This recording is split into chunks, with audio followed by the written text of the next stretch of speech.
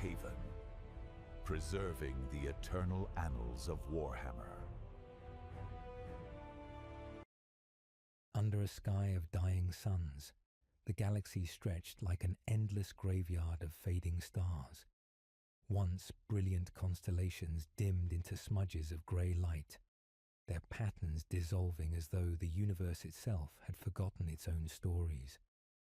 Vast ruins drifted in silent orbits around cold planets, the bones of empires swallowed by centuries of dust and war. Battle-scarred moons spun on cracked axes, and in the void between them moved the dark hulls of forgotten fleets, ghosts of conquest no one dared to name. Each transmission across the ether arrived distorted, carrying whispers of rebellion, betrayal, and secret councils in hidden chambers. It was an age of endings, and yet, within its collapsing grandeur, a new secret stirred. We who speak this story truly love and care for you, the one listening across the distances of your own night. Before we begin the story, tell us, where in the world are you watching from, and what time is it there? Now let's get started. Among the shadows of these dying systems rose the Alpha Legion's first unspoken origin, hidden like a dagger behind the smile of history. In those early cycles, when the Emperor's will still shaped the pattern of human stars, a single figure walked between loyalty and treachery like a pilgrim across a frozen sea. Alfarius, or perhaps the twin of that name, stood at the heart of a paradox: to be seen yet unseen, to obey yet disobey, to be the Emperor's perfect son and his most dangerous question. Even now, no record captures the exact moment when ambition and secrecy intertwined in him, for the truth of the Alpha Legion was woven from lies more intricate than any web of warp-born fate. He was not born to rule openly, nor to command with banners and hymns, but to whisper, infiltrate, and unsettle. His first memories, if memories they were, carried the cold taste of void dust and the hiss of hidden orders coded into dreams. As the Imperium expanded, it needed more than warriors. It needed ghosts to slip between worlds, sowing rumors, turning enemies inward until they devoured themselves. Alfarius excelled in this silent war, yet with each success a fissure opened in his mind. Was he still serving an ideal, or had he become the architect of something darker? This question trailed him like a silent companion, an unacknowledged twin. The galaxy he moved through reflected his doubts. Hive cities on the edge of the segmentum obscurus devoured their own populations to fuel shipyards. Planetary governors clung to power by sacrificing thousands to appease unseen powers. Even the stars seemed dimmer wherever imperial truth banners were raised. Alfarius, trained to see patterns behind patterns, began to suspect that the Emperor's grand design might conceal a flaw, or perhaps a secret so terrible it required sons like him to keep it hidden. In the stillness of transit between campaigns, he stood alone before star maps and saw not unity but fracture. Each line of warp route like a vein ready to burst. It was during one such passage through a desolate system that his first true conflict bloomed. A message arrived encoded in a cipher only he and a handful of shadow operatives could read. It spoke of a threat not from Xenos or Heretic, but from within the Imperium's own gene sire. Rumors of immortality purchased at the cost of humanity. Whispers of an ancient pact sealed before the Great Crusade even began. The data was incomplete, perhaps bait, perhaps revelation. Yet it pierced him with a cold certainty. He could not remain merely a weapon. He had to know. Knowledge, once forbidden, became a hunger gnawing at the edges of his loyalty. In secret, he began to collect fragments, lost treaties, erased expedition logs, testimonies of forgotten Primarchs. assembling them like broken glass around a single reflection. With every piece came another betrayal. An agent turned double, a world sacrificed to preserve a fiction, a brother manipulated into war without end. The Alpha Legion grew under his direction into a mirror of his inner state, disciplined yet restless, obedient yet questioning, their livery a shifting pattern of blues and greens, as mutable as their allegiance. To outsiders, they seemed a perfect instrument. Inside, they had become a living question mark. Alfarius still addressed the Emperor with words of devotion, but within the privacy of his mind, a shadowed council convened. Was loyalty measured by blind obedience, or by the courage to confront a master's hidden flaws? Could an empire built on secrecy endure without consuming its own foundations? The more he asked, the less certain he became, and the less certain he became, the more elaborate his strategies of deception grew. The twin at his side, whether literal brother or reflection of his fractured self, sometimes spoke aloud the thoughts he dared not voice, that perhaps the only way to save the Imperium was to betray it first. Outside his flagship's viewing deck, the void rolled on like an endless tide of black glass, and the pale remnants of a dead star cast long shadows across his armor. He pressed a gloved hand to the cold surface, imagining he could feel the pulse of the galaxy's hidden heart beneath it. Every choice from this moment would ripple outward, shaping not only his fate, but the secret destiny of his legion and the Imperium itself. He could remain the Emperor's hidden blade, or become something stranger, an architect of futures no one else would dare to conceive. Thus the stage was set, a galaxy dimming into secrecy, a son questioning the father he had sworn to serve, and a legion poised between salvation and treachery.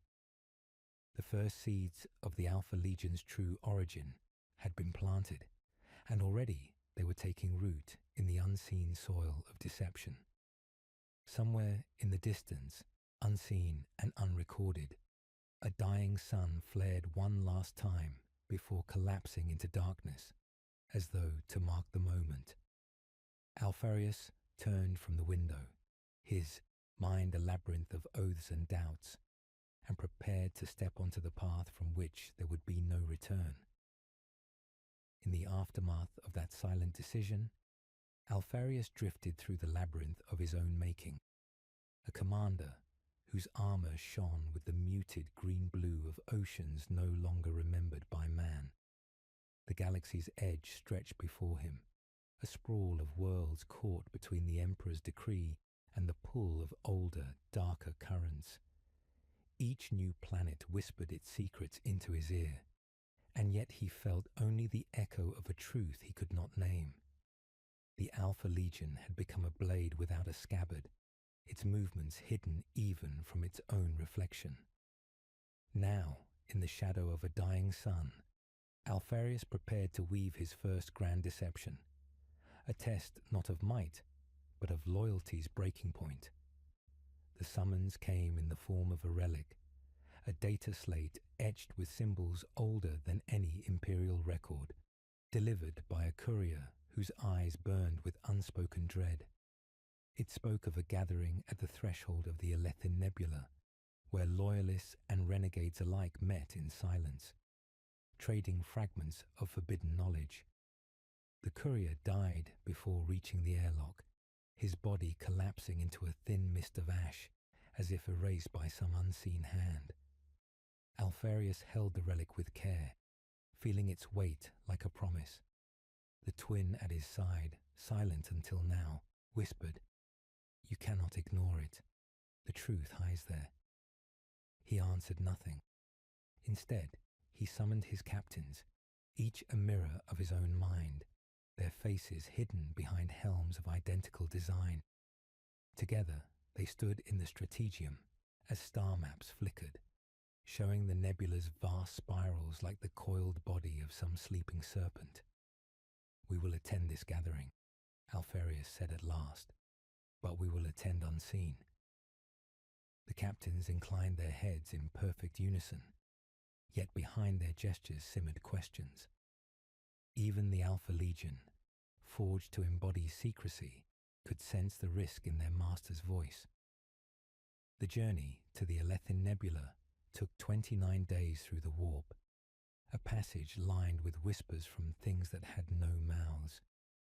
Alpharius spent the nights, if nights existed in that timeless sea, in meditation before the ship's shrine, where no emperor's icon stood, only a single shard of obsidian taken from a forgotten tomb world. He traced its edges and thought of immortality, of the Necron dynasties who had traded flesh for eternity, of rumours that some Primarchs sought the same. Was he drawn to this path because he feared death, or because he feared irrelevance? The twin's voice returned in his thoughts. To betray is to know is to become. When at last the fleet emerged, the nebula loomed ahead, its clouds illuminated by dying starlight. Within its heart lay a hollow station built from the wreckage of 3 separate civilizations, stitched together like a cadaver. Alpharius sent no hails, announced no arrival. Instead, his operatives infiltrated the station's shadowed corridors long before he set foot inside, mapping every secret passage, every ritual chamber, every exit. It was a place of echoes and veiled faces, where men and Xenos alike whispered under the same dim glow. He entered disguised, his armor stripped of heraldry, wearing the guise of a lesser agent. Around him voices murmured of ancient compacts, of weapons hidden beneath the crusts of dead worlds, of gene seeds altered by hands unseen. On a raised dais at the center of the hall stood a figure robed in midnight blue, her face veiled but her posture radiating command. "You come seeking knowledge," she intoned, "but knowledge is a wound. Are you prepared to bleed?" Her words struck him with an intimacy he had not expected, as though she knew the shape of his doubts. Alpharius approached, every step measured. "I am prepared," he said, though inside he wondered what it meant to offer himself so openly. The robed figure lifted a hand, revealing a fragment of text etched into a metal plate older than Terra's first cities. "This is the testament of the forgotten Primarch," she whispered. "The Emperor buried his name, but not his legacy. It speaks of a truth that will unmake all you serve." She extended it toward him, and for a moment Alpharius saw his own gauntleted hand tremble. Around them the station pulsed with unseen currents, like a heart about to burst. Operatives hidden in the crowd shifted uneasily. This was not merely intelligence gathering. This was communion with something forbidden. Alpharius took the fragment and felt the weight of centuries press into his palm. Symbols flared, then dimmed, as though shy of his gaze. Within the fragment's words he glimpsed hints of an immortality not born of machines or sorcery, but of deliberate design. A plan seeded at the Imperium's birth, its roots stretching into futures yet unwritten. As he studied it, a voice echoed from the far side of the hall. "He is here. The serpent has come." Shadows moved. Weapons hissed from their sheaths. Alpharius's captains, disguised among the crowd, drew closer, forming a living shield around him. The robed woman stepped back, her eyes glinting behind the veil. "Choose now," she murmured. "Take the truth and flee, or stand and be judged."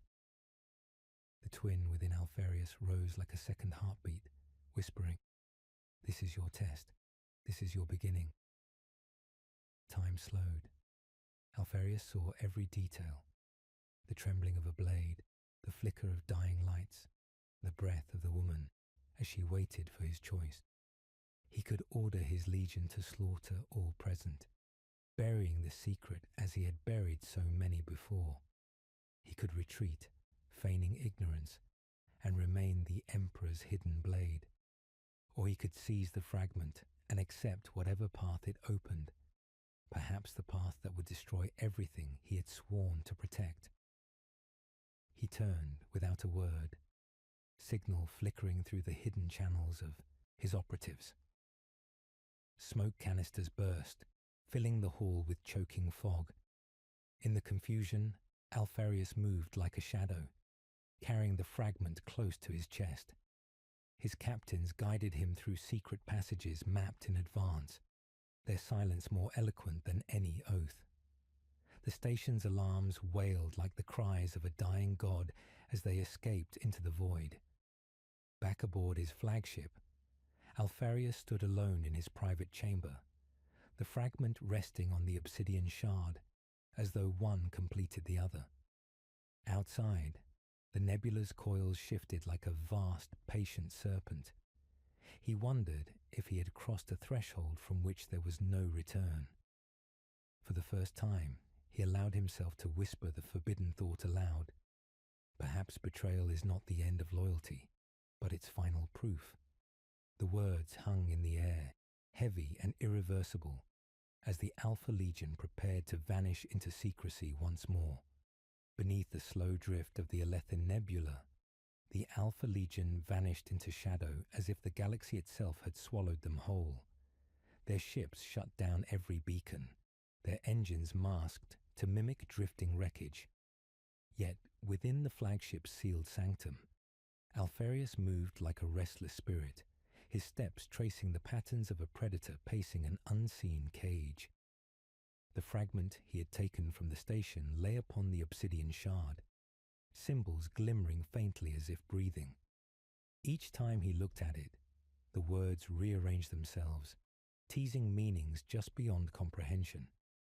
He had stolen more than knowledge.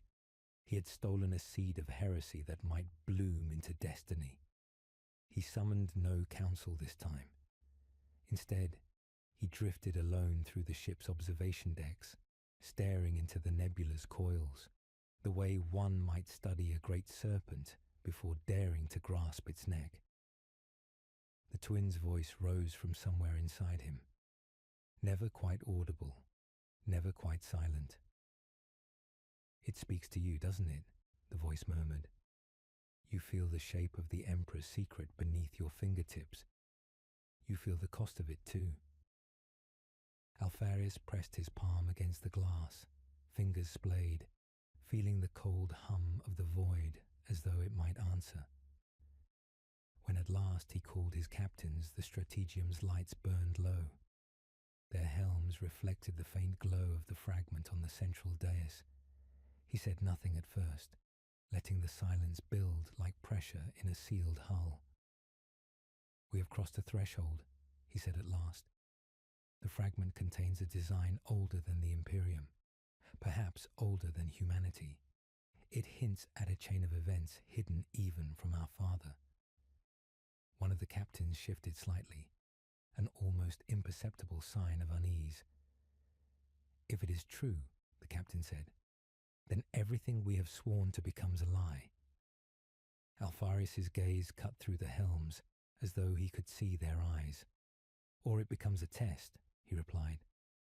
They debated for hours in whispers, layered with ciphers, weaving truth and disinformation even among themselves.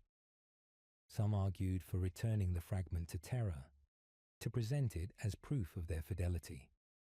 Others whispered of using it as leverage to carve a power unseen within the Imperium's heart. A few suggested destruction, fearing contamination of mind and soul alike. Alfarius listened to them all, but revealed nothing of his own conclusion. The twin's voice murmured again in his skull. "You cannot serve two masters forever. You must choose which one you betray." Outside the strategium, the Alpha Legion's operatives prepared for another kind of war. In the shadows of the fleet, cells of saboteurs and infiltrators were seeded with fragments of the fragment's data. Never enough to reveal the whole, but enough to sharpen their hunger. They trained in silence, their oaths spoken in code. Even as Alfarius struggled with doubt, the Legion mirrored his state, becoming at once more disciplined and more divided, its secrecy now an echo of his own fracture. In their drills and simulations, they rehearsed scenarios not just of victory, but of betrayal. How to feign loyalty, how to plant disinformation, how to survive a future where friend and enemy would be indistinguishable. Days turned into weeks as the fleet drifted along hidden routes.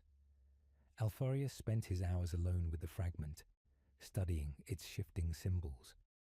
In moments of exhaustion, he saw visions. A figure cloaked in midnight walking across a field of dying suns. A legion of mirrored warriors kneeling before a throne of ashes. A serpent devouring its own tail until nothing remained but its gaze. He woke from these visions with the taste of iron in his mouth and the echo of a thought he could not banish. Perhaps the Emperor had foreseen this moment, had created the Alpha Legion not as a blade, but as a question. A message came from the Eastern Fringe, disguised as a routine supply request. It spoke of an uprising on Carthay Prime, a world critical to Imperial logistics. But embedded in the message was another cipher, one Alfarius alone could read, a summons from an old ally, Lord Inquisitor Murden, who had once whispered of truths buried beneath the Golden Throne. Murden claimed to possess further fragments of the same testament, but only if Alfarius would come in person. The trap was obvious, but so was the temptation. On the eve of departure, Alfarius stood in his private chamber, the twins' voice louder than ever. "You are walking into the jaws of the serpent," it warned. "But perhaps that is where you belong." He stared at his own reflection in the obsidian shard, seeing not one face but two. For a heartbeat, he wondered if there had ever been a twin at all, or if the second voice had always been his own, whispering the things he dared not admit. He placed the fragment back into its sealed vault and sealed the chamber with codes only he knew. The journey to Carthay Prime was unlike the voyage to the Alethan Nebula. This time, the warp seemed to writhe against them, its currents turbulent, filled with phantom shapes clawing at the ship's hull. Alfarius took it as an omen but pressed on, instructing his captains to cloak their movements and prepare for infiltration rather than open war. "We go not as conquerors," he told them, "but as seekers. If betrayal waits for us, we will greet it on our terms." They emerged into real space above a world aflame. Carthay Prime's cities burned in spiral patterns visible even from orbit, as though the uprising itself had been designed. Loyalist banners clashed with unknown sigils, and Vox channels choked with conflicting orders. Somewhere amid the chaos waited Murden, or whatever had taken his name. Alfarius dispatched his operatives to blend with the rebel forces, to map the patterns of insurrection from within. He himself descended in a vessel unmarked, a ghost among ghosts, carrying no heraldry but his own shadow. On the planet's surface, the air tasted of ash and betrayal. Streets lined with statues of the Emperor lay toppled, their faces shattered. Civilians fled, not knowing whom to fear. In a ruined basilica at the city's heart, Alfarius found Murden, or the husk of him, bound to a chair of twisted metal, his eyes hollow, his lips moving in prayers to no god. "You came," Murden whispered when Alfarius approached, "but you are already too late." From beneath the Inquisitor's torn robes, Alfarius glimpsed another fragment of the testament, etched into living flesh like a tattoo of doom. As Alfarius reached for him, the walls erupted with hidden charges. The basilica shook, dust falling like grey snow. Figures emerged from the shadows, armoured in colours unknown, their weapons trained on him. "Alfarius," a voice said from the dark, "or whichever of you wears that name. The time for secrecy is over." The twin's voice within him whispered, "This is the snare. This is where you choose."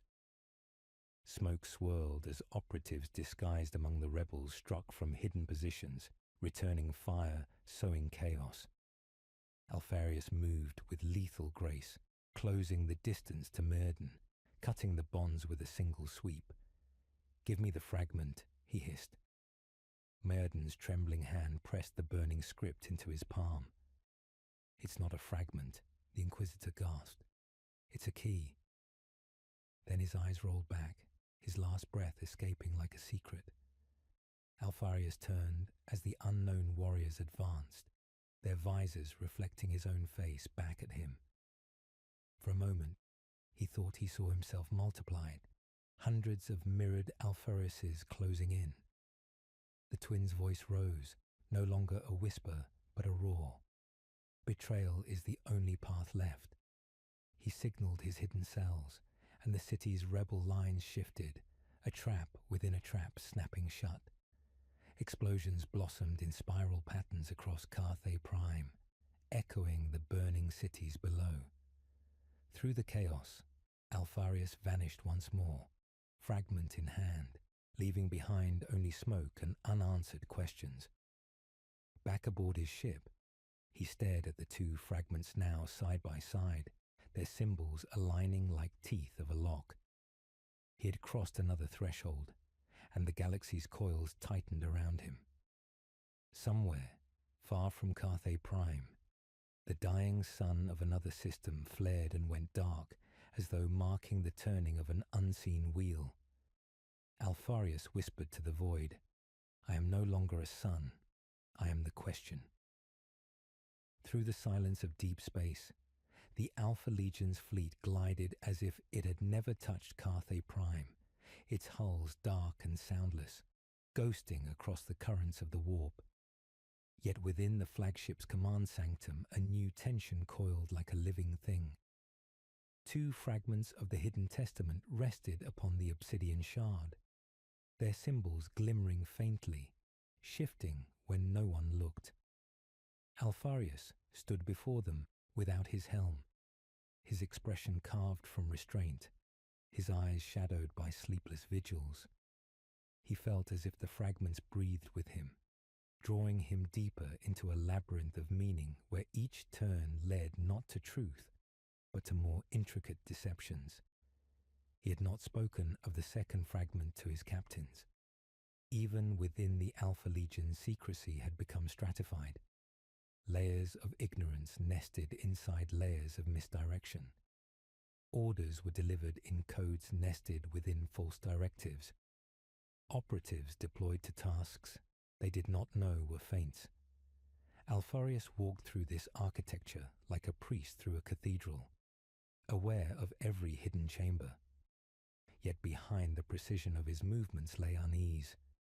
He remembered Myrden's dying whisper, "It's a key," and wondered whether the key unlocked knowledge or doom. The twin's voice rose softly inside him, a sound like the edge of a blade drawn from its sheath. Every key opens and closes at once. In the strategium, his captains waited, identical helms reflecting cold light. He descended the steps, his armor's muted green-blue shifting like the skin of a serpent. Carthay Prime was not an uprising, he said without preamble. It was a mirror. Someone is learning our methods, anticipating our moves. The enemies who set that snare are not rebels, but reflections. A ripple moved through the captains, the barest tilt of helms. One spoke. "Then we must change the pattern again." Alfarius nodded. "Yes, we will become what they cannot predict." Yet even as he spoke, he wondered if unpredictability was still possible when the trap might be of his own making. He dismissed them with new orders. Redeploy infiltration cells to the Segmentum Pacificus. Seed false intelligence about Legion movements. scatter misinformation through Imperial and Xenos channels alike. As they filed out, one captain lingered. "My lord," he said quietly, "some among us begin to doubt the purpose of these moves. They fear we are circling ourselves." Alpharius met his gaze, seeing in it the flicker of the same doubt that haunted his own mind. "Doubt is a weapon," replied. "We will wield it before it wields us." The captain inclined his head and withdrew, leaving Alpharius alone with the fragments and the voice of his unseen twin. Hours passed, measured not by clocks, but by the slow dimming of the nebula outside. Alpharius traced the symbols of the fragments with a gloved finger, feeling a pulse beneath the metal as if it were alive.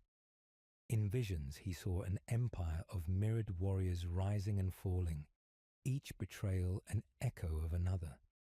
He saw a serpent coiling around the golden throne, its eyes his own. The twin's voice whispered, "This is not knowledge you hold, it is contagion. You are becoming the fragment as much as it becomes you." He clenched his hand until the edge cut his glove, a thin line of blood beading along his palm. For a heartbeat, he felt mortal. A transmission arrived, disguised as an unremarkable astropathic pulse. Within it hid a cipher older than any he had seen, one he recognized from the fragment's margins. Decoding it revealed a set of coordinates far from Imperial lanes, in a void where no star burned. An ancient ship graveyard rumoured to hold relics of the Long War before the Great Crusade. The message ended with a single phrase, "The third key awaits."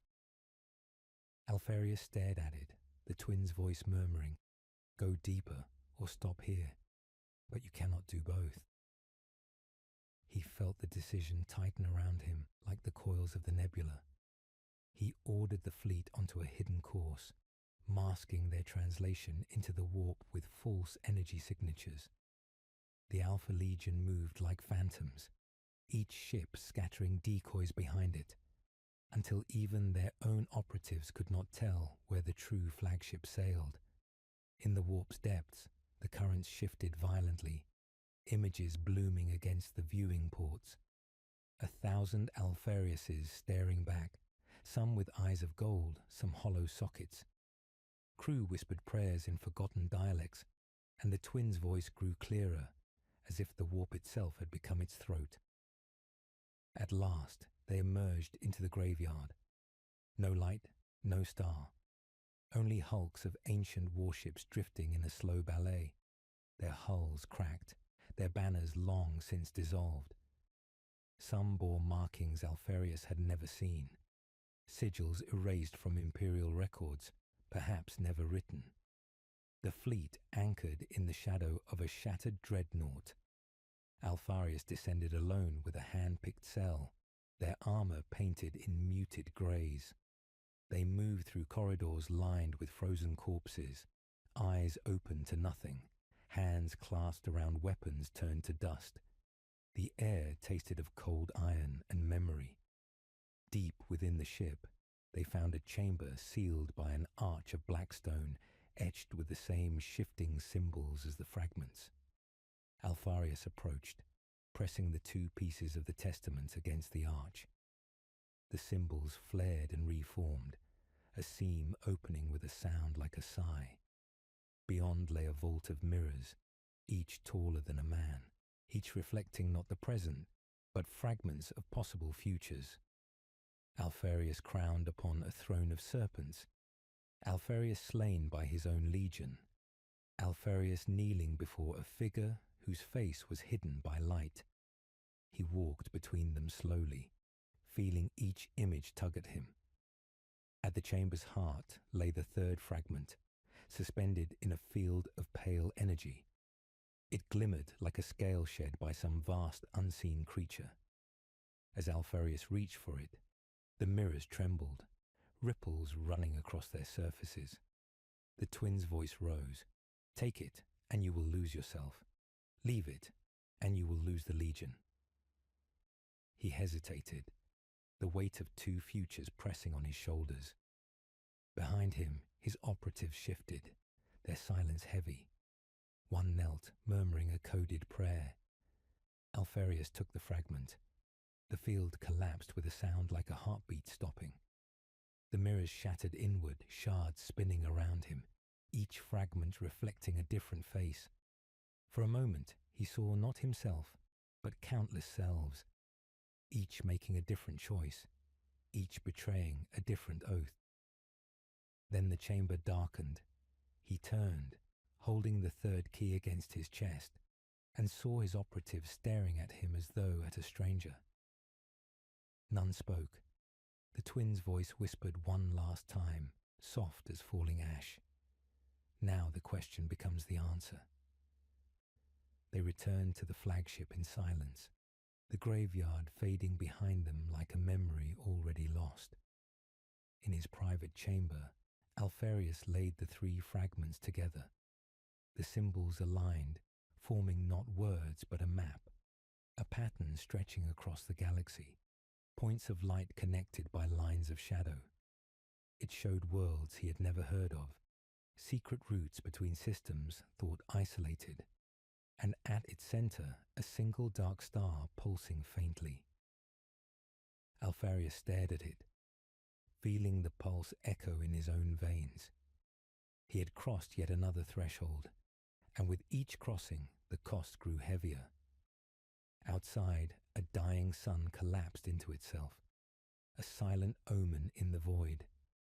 The three fragments lay fused upon the obsidian shard like a single wound in the dim light of Alfarius's private chamber. Their combined glow cast shifting patterns across the walls, serpents devouring their tails, stars collapsing into themselves, legions marching into shadows. He stood motionless before them, helmet cradled under one arm, as though any movement might disturb a balance too fragile to endure. The map the fragments had formed was more than a chart of stars. It was a lattice of intentions, a pattern of manipulation so vast it seemed to breathe with its own will. At its center pulsed the dark star, a point of gravity drawing him toward a truth he was no longer sure he wanted. Days passed without measure as the fleet drifted in hidden space. Alfarius had ordered a false redeployment of cells across the segmentum, a web of decoys meant to confuse any who followed. Yet the Alpha Legion's movements now mirrored his own uncertainty. Operatives whispered coded prayers before missions, some glancing at him with a flicker of doubt they could not quite mask. In their drills, they moved with perfect precision, but an undercurrent of tension threaded through the formation, as though each wondered which of them was playing which part in an unseen game. The Legion, once a single blade, had begun to resemble 1,000 mirrored shards. Alfarius summoned his captains at last, the chamber sealed by cipher locks only he could break. They stood around the map's projection as lines of light and shadow traced across their armor. He spoke without preamble. The fragments point to a convergence at the heart of the veiled halo, he said. A cluster of systems erased from Imperial records. It may be the origin of what we serve, or of what we oppose. One captain's helm tilted slightly. And if it is a trap? Alfarius's eyes flickered. Then it is a trap we must enter. To understand the design, we must walk its pattern. They debated in whispers layered with more layers, questions within questions. Some argued that to pursue the map was to risk the Legion's soul. Others whispered of seizing the Dark Star's secret and using it to shape the Imperium from within. Alfarius listened but revealed nothing. The twin's voice within him murmured, "They are your reflections. Each speaks a fragment of your own thought. Each will betray and be betrayed." He dismissed the council with new orders, infiltration cells to spread conflicting rumors of the Legion's movements, decoy fleets dispatched on false missions. Only a handful would know the true course. In the hours before departure, he walked alone through the ship's observation corridors. Beyond the glass, the void lay heavy and black, a sea without stars. He pressed his hand to the surface, feeling the vibration of engines preparing for warp. The twins' voice rose like a tide. "Every step you take deeper binds you tighter," it said. "What if the map does not lead to the Emperor's secret, but to your own reflection?" Alpharius closed his eyes, and for a heartbeat, saw himself multiplied across endless mirrors, each version making a different choice. When he opened them, the void remained silent. The translation into the warp was violent, currents slamming against the hull, echoing like distant thunder. Crew whispered in dialects Alpharius did not recognize. Some swore they saw a serpent's shadow sliding across the viewing ports. He felt the fragments pulse at his side, each beat echoing his own heart. In dreams, he walked a corridor lined with statues of his captains, each holding a dagger at their own throats. At the end of the corridor stood the Emperor, his face hidden by light, and in his outstretched hand a fourth fragment Alpharius dared not take. He woke with a start, the taste of iron on his tongue. When the fleet emerged, the veiled halo unfolded before them, a cluster of systems cloaked in veils of dust and gas, their suns dim and flickering like candles in a cavern. No Imperial beacon marked their presence. Among them drifted structures too vast to be ships, too ordered to be natural. Rings of blackstone spires rising from the dark between worlds, silent and waiting. Alpharius felt as though he had stepped into a grave built for an empire yet to die. The twins' voice whispered, "This is where the serpent coils upon itself." He descended, with a hand-picked cadre, into one of the blackstone rings. Its surface pulsed faintly underfoot, as though it remembered footsteps from another age. Corridors spiraled inward, lined with reliefs of figures whose faces had been erased. Alpharius moved at the center of his cadre, like a shadow within a shadow, every sense straining. At the ring's heart lay a chamber shaped like an eye, its ceiling open to the void, stars flickering through the veil of dust. In its center hovered a device of unknown origin, a sphere of dark metal veined with light, its surface shifting as though alive. As Alpharius approached, the fragments at his side trembled, their symbols aligning. The device responded, opening like a flower, revealing a core of swirling darkness. Visions poured into his mind, empires rising and falling, legions turning on their masters, a Primarch standing alone at the edge of time. He saw the Alpha Legion as a question seeded not by chance but by design, its very existence a test of loyalty and deception. The twins' voice roared within him now, no longer a whisper, but a second heartbeat. "This is what you are. This is what you were made to do." Behind him, his operatives shifted uneasily, some murmuring coded prayers. One reached for his weapon but stopped, trembling. Alpharius stood before the device, every instinct warring. He could destroy it, bury the secret forever. He could seize it, bend it to his will, perhaps become the architect of a hidden empire within the Imperium. Or he could walk away, leaving the question unanswered. Each choice glittered before him like a blade. He reached out, fingers brushing the swirling darkness. For a heartbeat, he felt the pulse of the dark star, not as a map, but as a mind, an ancient intelligence watching through him. It whispered not words but patterns, promises of a future shaped in secrecy, a future where betrayal and loyalty were one. Alpharius drew back, heart hammering. He turned to his cadre, their faces hidden behind helms, and saw in them not soldiers but mirrors. Without a word, he signaled retreat. The device closed like an eye, its light fading. They moved back through the corridors, their steps echoing. Outside the ring, the fleet waited in silence. Alpharius returned to his chamber and laid the fragments down once more. The map still pulsed, its center darker than ever. But now he sensed not just gravity, but intent, a will drawing him deeper. The twin's voice whispered soft again, "You are past the point of no return." He stared into the map, seeing the lines of shadow stretch toward countless worlds, each a knot of secrets, each a seed of deception.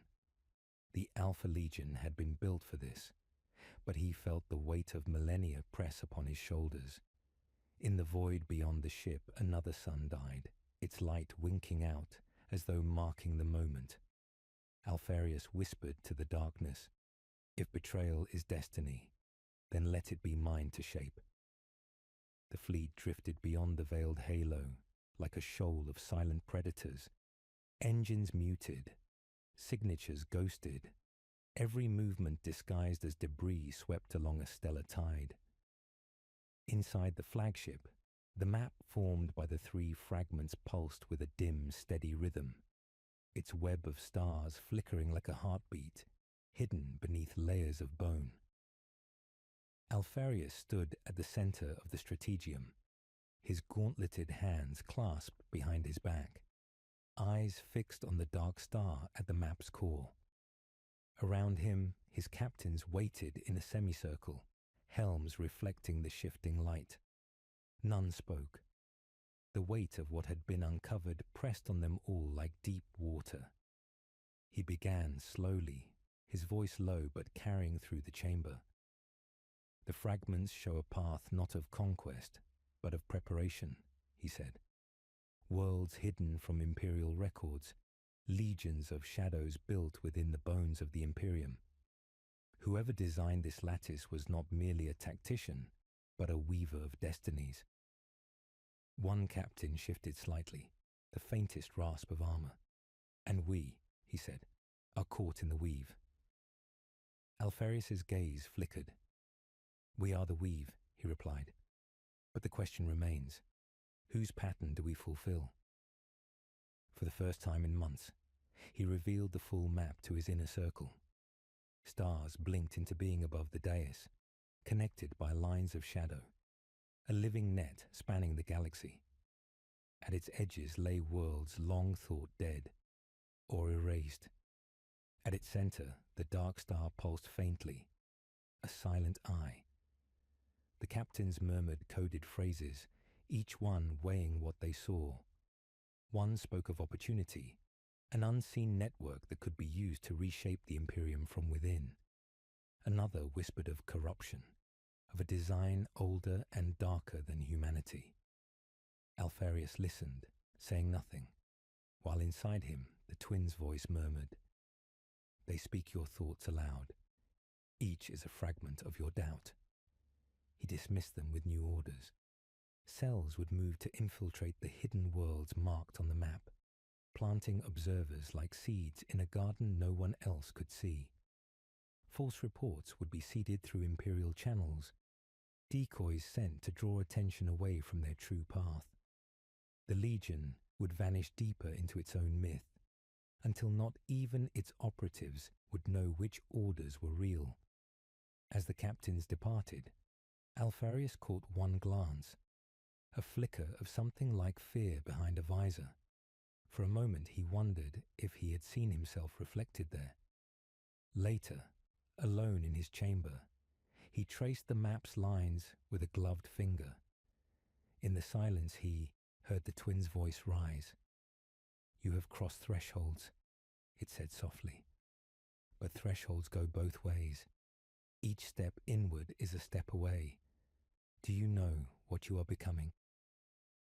Alpharius closed his eyes, seeing visions.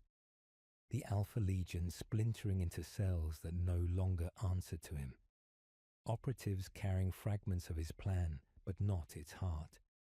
a serpent coiling until it could no longer tell head from tail.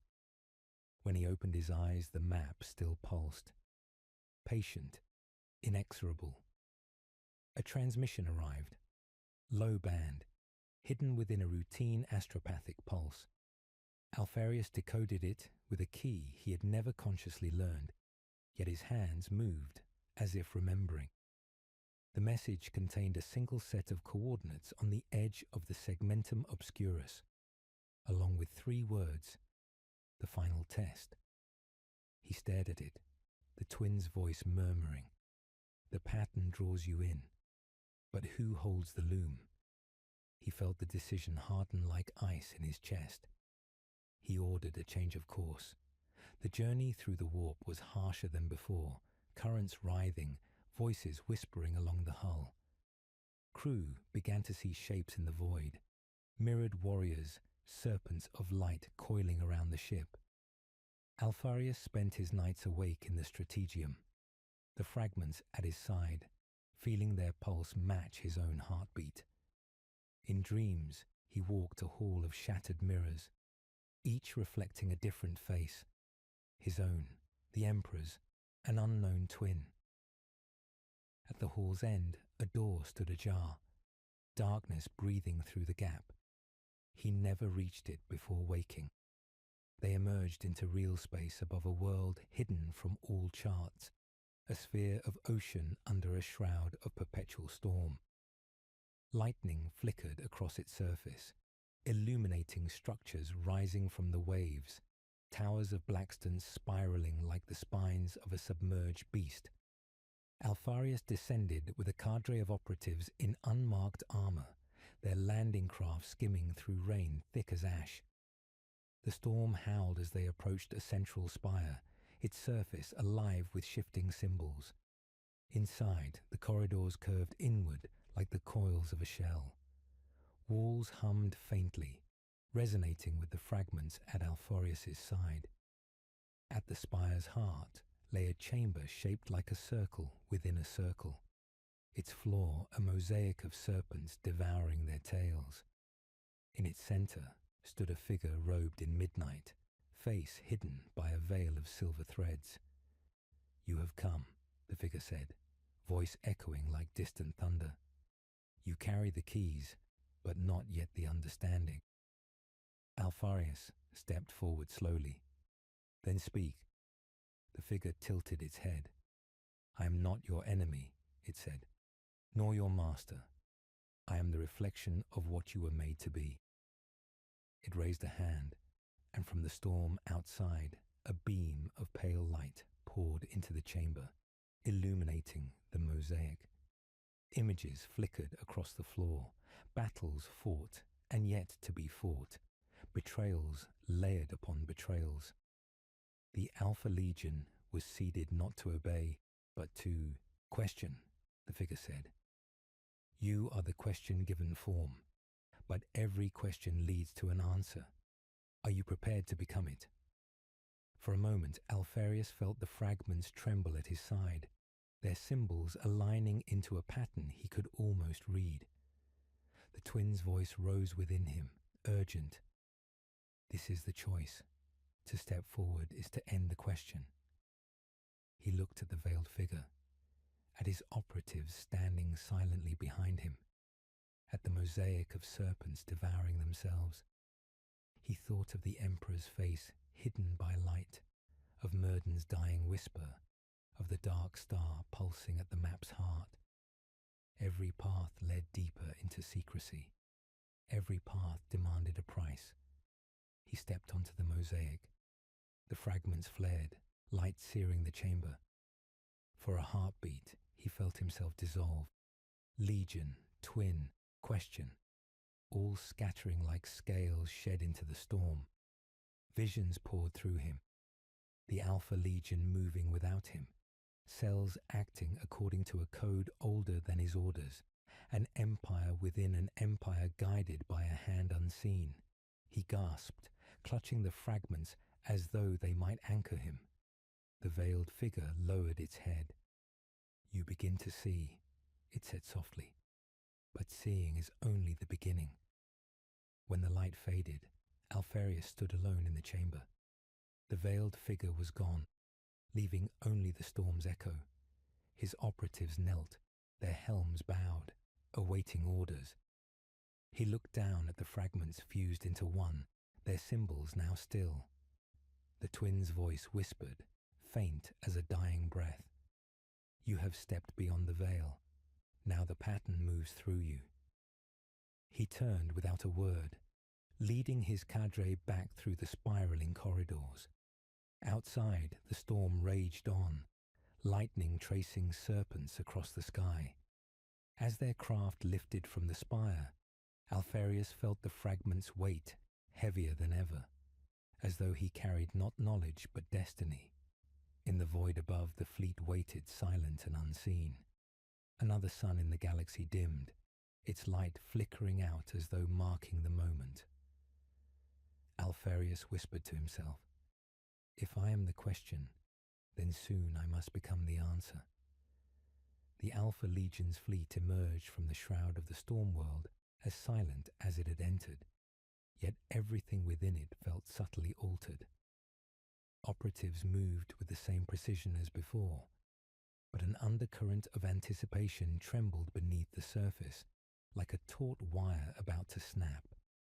In the strategium, the fused fragments now pulsed a steady, almost living glow upon the obsidian shard, casting serpentine reflections along the walls. Alfarius stood before them without his helm, shoulders squared but face drawn with sleeplessness. He felt the change inside himself as much as within the Legion. The weight of secrecy no longer a weapon but a burden.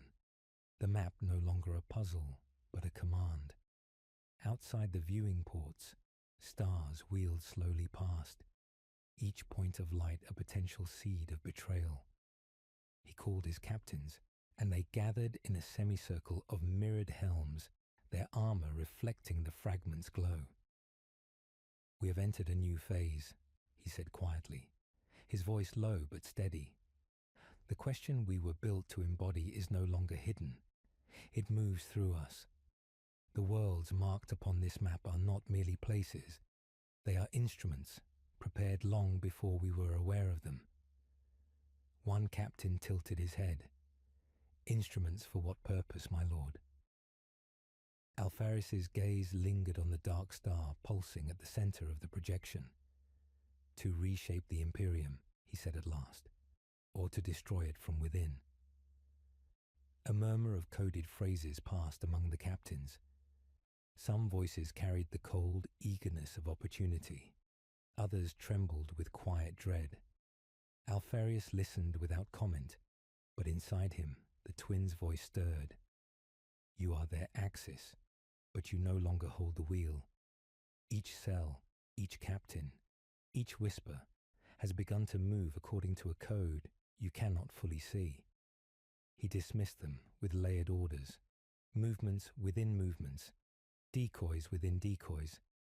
But even as he spoke, he felt as though he were weaving threads into a tapestry whose pattern had already been chosen. In the days that followed, the Legion moved like smoke across the galaxy. Cells infiltrated the hidden worlds revealed by the map, planting watchers and agents in silent hives, forgotten forges, derelict stations drifting between dead suns. False reports bloomed in Imperial channels, misleading inquisitors and rival legions alike. Yet beneath this perfect mask, Alfarius sensed a slow drift of loyalty, a subtle decentralization. Operatives began using codes he had not authorized, but which somehow fit the Legion's ciphers seamlessly. Orders returned to him already anticipated, as though the Legion itself now thought ahead of him. He retreated more often to his private chamber, staring at the fused fragments. In visions he saw mirrored Alfariuses walking divergent paths, some leading the Legion into rebellion, some sacrificing it to preserve the Imperium, some vanishing entirely into anonymity.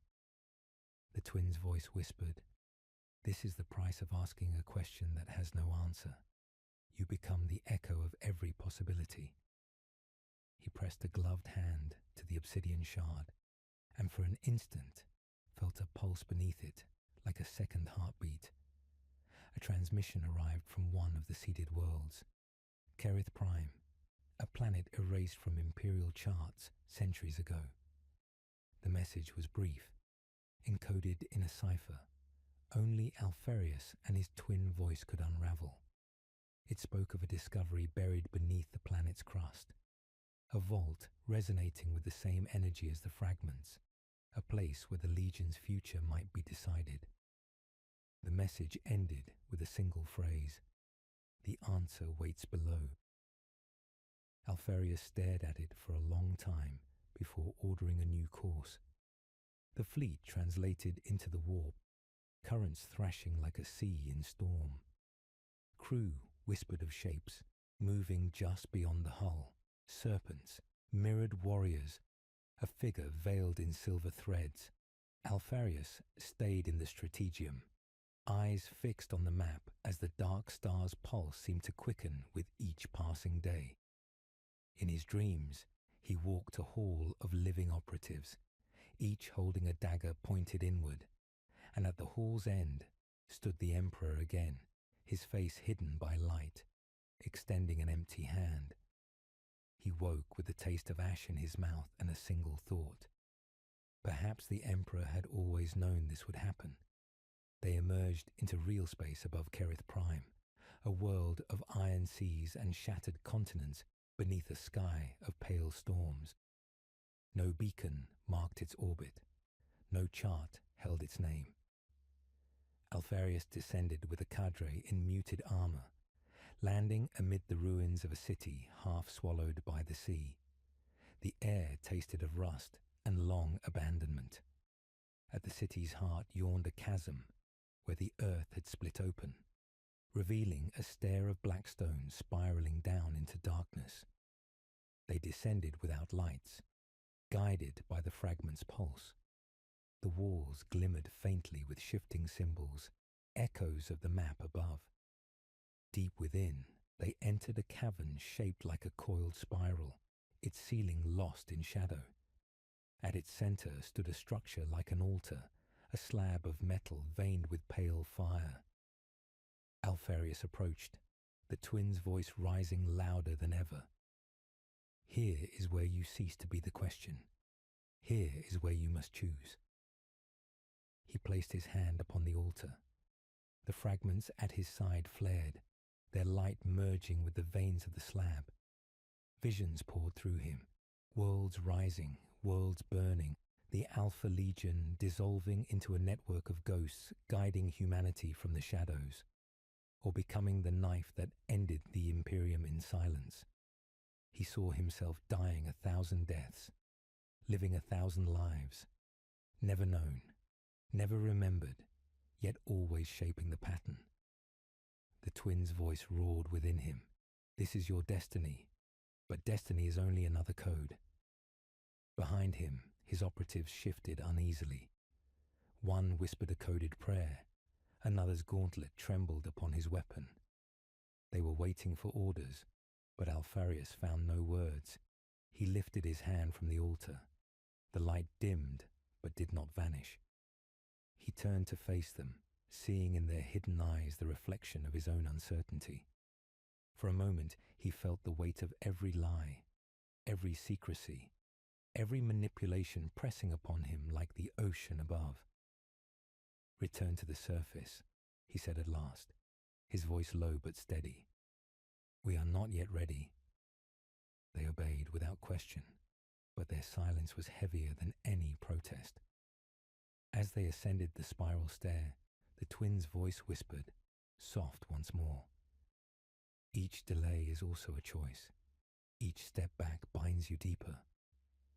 Back aboard the flagship, Alfarius stared at the map as it pulsed slowly, the dark star at its centre seeming closer now, as though the galaxy itself were folding inward.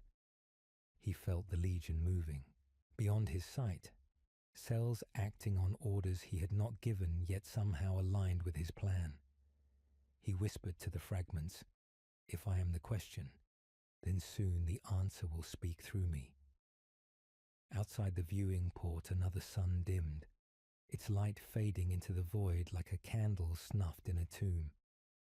The Alpha Legion's fleet slipped through the void as if gliding beneath a black ocean, its prows lit only by faint ghost lights from dying stars. Within the flagship's sanctum, the fused fragments pulsed more steadily now, casting their serpentine glow across the chamber's walls. Alfarius stood motionless before them, feeling the rhythm in his chest like a second heartbeat. Every world the Legion infiltrated, every false order issued, seemed to tighten the net around him rather than loosen it. The question he had carried for so long was becoming a presence, a will, moving through him as if the fragments themselves were beginning to command. The strategium was silent when he entered.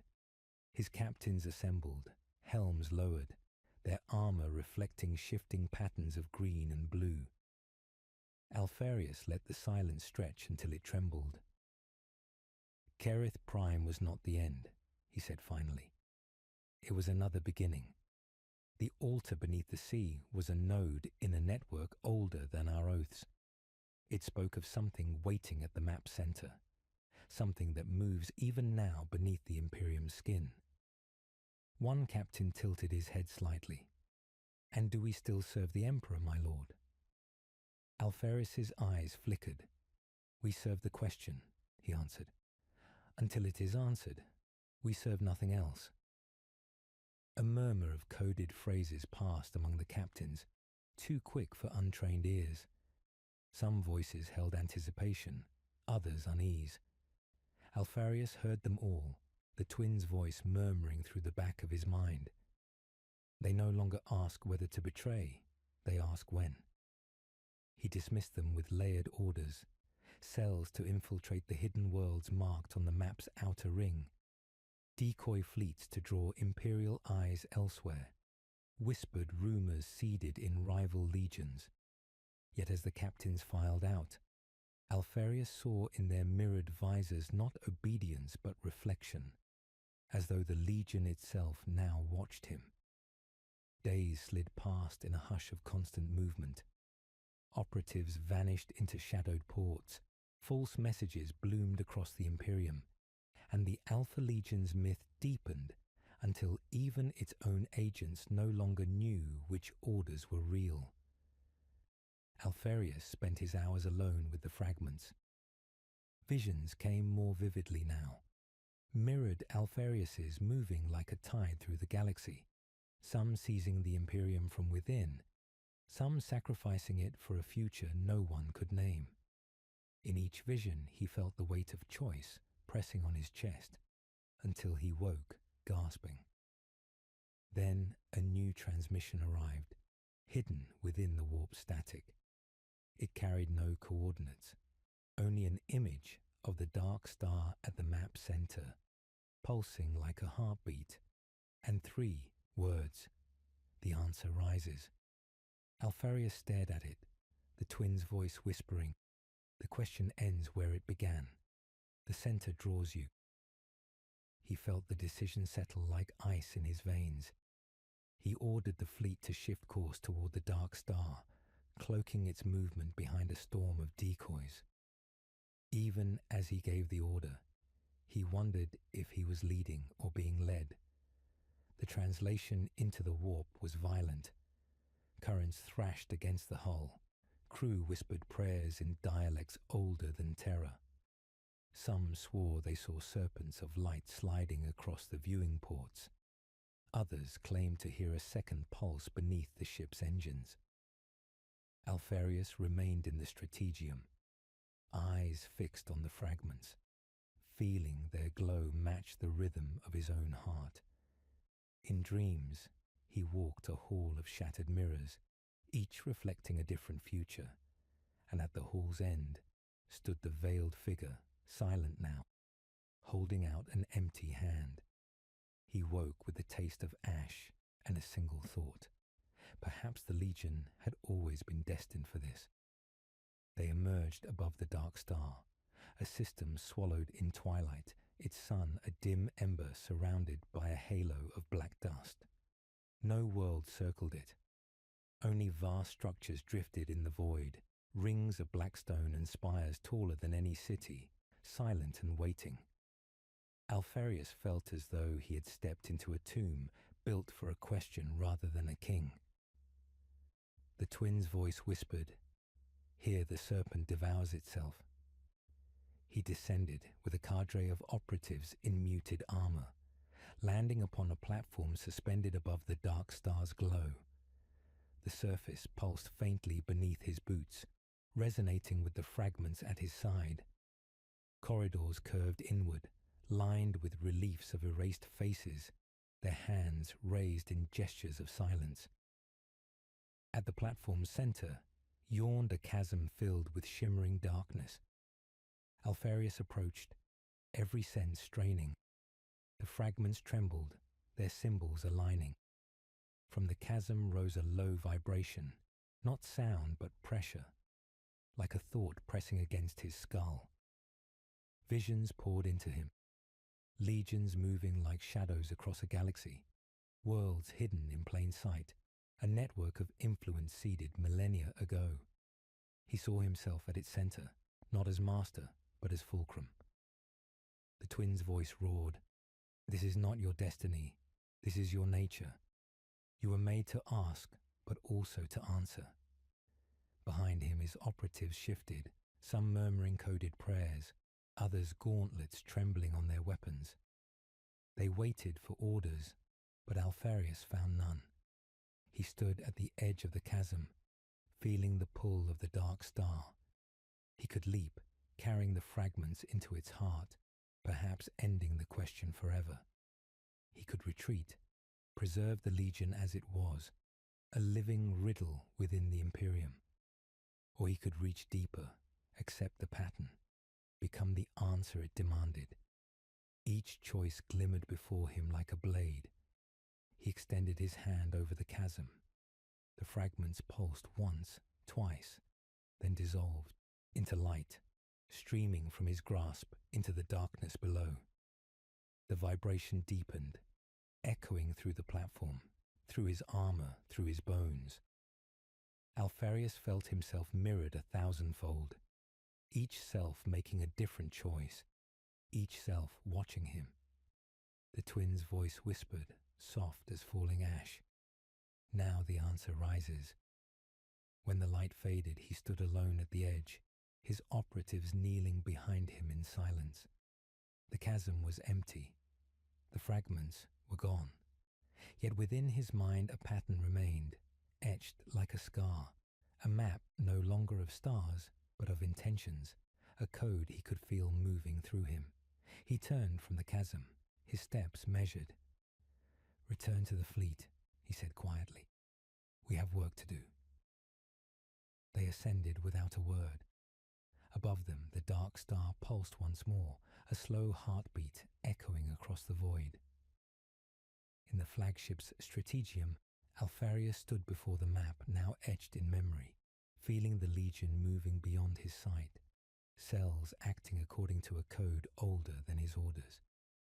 Outside, another sun dimmed, its light winking out like a candle in a tomb. Alfarius whispered to the darkness, "If I am the answer, then soon the question will vanish." The fleet drifted in a hush of artificial night. Each vessel darkened to appear as debris, engines throttled to a ghost's whisper. In the strategium, Alfarius stood alone, hands braced on the edge of the central dais, where no projection glowed now. The fragments were gone, cast into the chasm of the dark star, yet their absence throbbed like a phantom limb. Where once a map had pulsed, he now felt its pattern etched inside his mind, a living code inscribed into thought and reflex. The Alpha Legion moved across the galaxy according to this invisible lattice, cells acting before orders arrived, decoys shifting without direction, a network both more efficient and more unknowable than ever. He had wanted to be the question, Now he feared he had become the answer without knowing what it meant. He summoned his captains, and they arrived as silent silhouettes, their helms reflecting nothing. For a long moment he did not speak.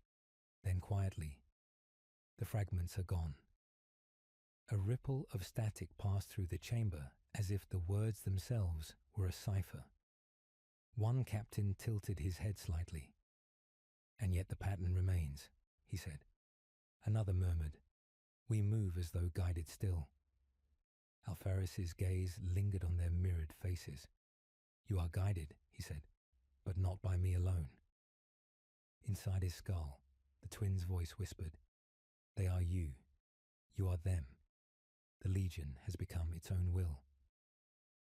He issued layered directives, cells to infiltrate the hidden worlds at the map's periphery, operatives to sow disinformation through Imperial and Xenos channels. Each order felt less like command and more like acknowledgement of movements already begun. As the captains filed out, one paused, visor tilting. "My lord," he said softly, "what are we becoming?"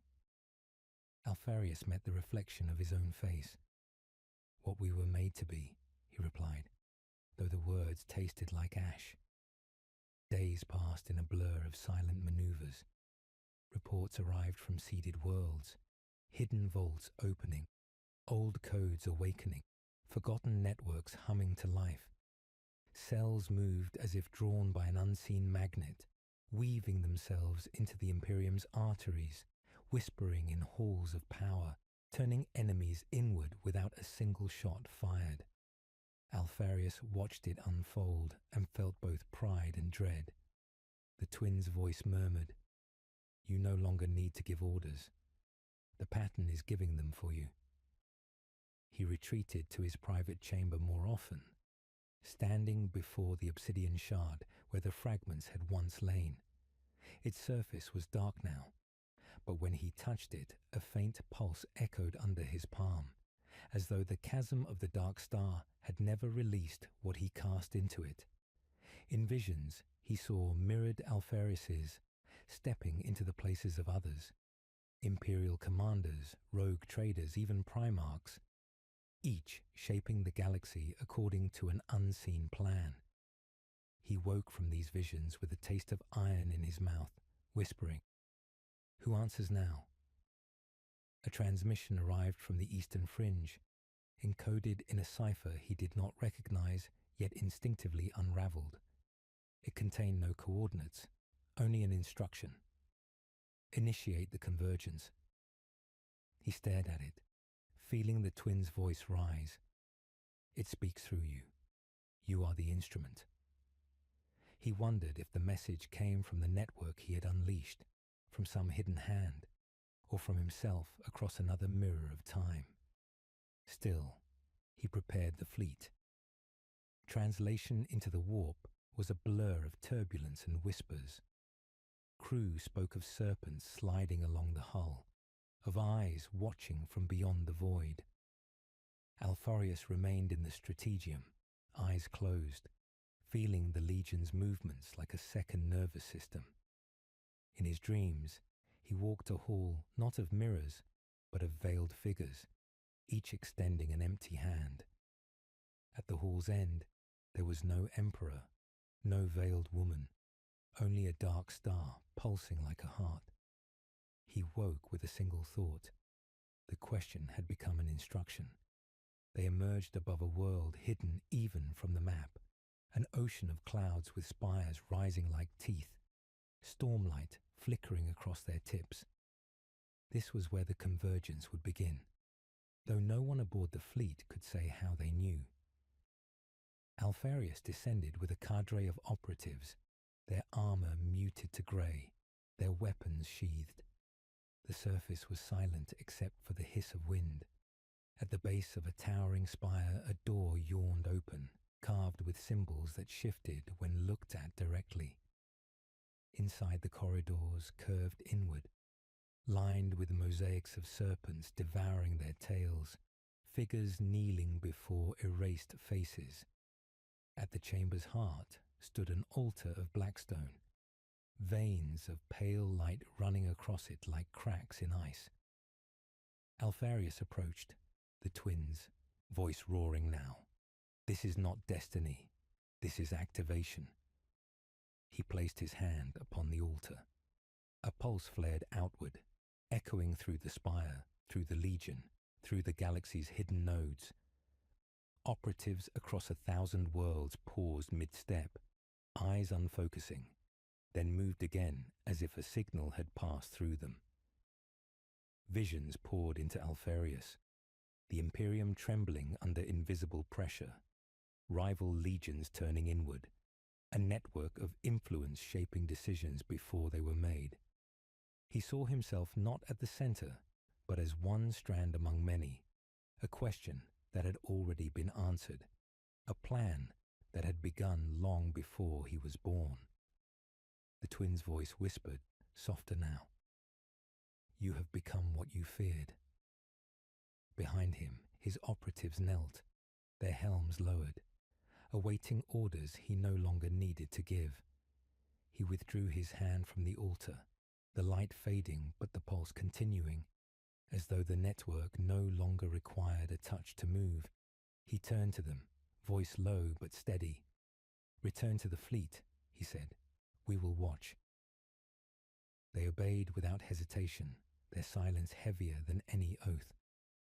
Back aboard the flagship, Alpharius stood before the obsidian shard. It was cold now, yet when he closed his eyes, he felt the legion moving beyond his sight. Cells acting as if according to his will, yet perhaps shaping their own. Outside the viewing port, another sun dimmed, its light flickering out like a candle in a tomb. Alpharius whispered to the darkness, If I am the answer, then whose question was I? The void gave no reply. The Alpha Legion's fleet drifted on the edge of chartless space, a silent constellation of warships disguised as derelicts, their engines cooled to mimic debris. Within the flagship's sanctum, Alpharius stood alone, helm tucked under one arm, his eyes fixed on the obsidian shard where the fragments had once pulsed. It was cold now, yet under his palm he felt a phantom rhythm echoing through the deck plates, as if the network he had awakened still breathed beneath the ship's skin. Reports streamed in from 1,000 worlds, rebellions igniting without visible instigators, governors overthrown by whispers, hidden vaults opening as if in answer to an unheard signal. The Legion was moving as though guided by an invisible hand, precise and relentless, and Alpharius no longer knew whether that hand was his. He summoned his captains, and they entered in silence, helms reflecting nothing but the dim glow of the chamber. For a long moment he did not speak, then quietly, the convergence has begun. A ripple of coded phrases passed through the circle. One captain tilted his head. Orders, my lord? Alpharius's gaze lingered on their mirrored faces. We no longer give orders, he said at last. We observe. The pattern moves through us now. Another captain's voice carried a faint tremor. Are we still loyal to the Imperium? Alpharius closed his eyes briefly. We are loyal to the question we were born to ask, but the question is changing. Inside his skull, the twin's voice whispered, They wait for you to speak as if you still command. They do not know you have already become the echo. He dismissed them with motions layered in code, sending cells to places he could barely name. Nodes of influence hidden in the Imperium's arteries, blind corners of the warp, ghost hives beneath forgotten moons. Each order felt more like recognition of something already underway. As the captains filed out, one paused, visor tilting. What are we becoming? He asked softly. Alpharius met the reflection of his own face. What we were made to be, he replied, though the words tasted like ash. Days passed without measure. Alpharius spent them in the strategium, eyes fixed on a projection no one else could see. In his mind, the network unfolded, cells moving across the galaxy like motes drawn by a hidden current. He saw patterns of disruption flowering in Imperial command structures, subtle realignments of supply routes, governors replaced by agents whose loyalty lay nowhere visible. The Legion's myth had deepened until even its operatives were unsure which orders were true. The twins' voice murmured, "You built a question so large it now asks itself." At night he stood alone before the viewing port, watching stars flicker like embers in a dying fire. In dreams he walked a hall of veiled figures, each extending an empty hand, and at the hall's end there was no emperor, no dark star, only a mirror reflecting his own face. He woke with a taste of iron in his mouth and a single thought. Perhaps the question had never been his to begin with. A new transmission arrived, encoded in a cipher Alpharius had not written yet somehow understood. It contained no coordinates, only an instruction. Initiate the final movement. He stared at it, the twin's voice whispering, "It speaks through you. You are the instrument." He wondered if the message came from the Legion itself, from some hidden hand, or from himself across another mirror of time. Still, he prepared the fleet. Translation into the warp was a blur of turbulence and whispers. Crew spoke of serpents sliding along the hull, of eyes watching from beyond the void. Alpharius remained in the strategium, eyes closed, feeling the Legion's movements like a second nervous system. In his dreams, he walked a corridor not of mirrors, but of doors, each marked with a different sigil, each opening onto a different future. At the corridor's end there was no exit, only a spiral descending into darkness. He woke with a single word in his mind, descent. They emerged above a system erased from all charts, its sun a dim ember ringed by blackstone structures like thorns. Alpharius felt the pull of it in his chest. He descended with a cadre of operatives in muted armor, landing on a platform suspended above a chasm of shimmering darkness. The surface pulsed faintly beneath his boots, resonating with the code now etched into his veins. Corridors curved inward, lined with the mosaics of serpents devouring their tails, figures kneeling before erased faces. At the chamber's heart stood an altar of blackstone, veins of pale light running across it like cracks in ice. Alpharius approached, the twin's voice roaring now. "This is not destiny. This is activation." He placed his hand upon the altar. A pulse flared outward, echoing through the spire, through the Legion, through the galaxy's hidden nodes. Operatives across 1,000 worlds paused mid-step, eyes unfocusing, then moved again, as if a signal had passed through them. Visions poured into Alpharius, the Imperium trembling under invisible pressure, rival legions turning inward, a network of influence shaping decisions before they were made.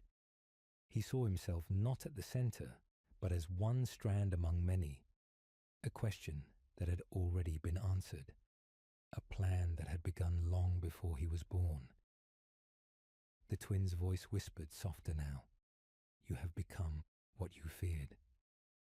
Behind him, his operatives knelt, their helms lowered, awaiting orders he no longer needed to give.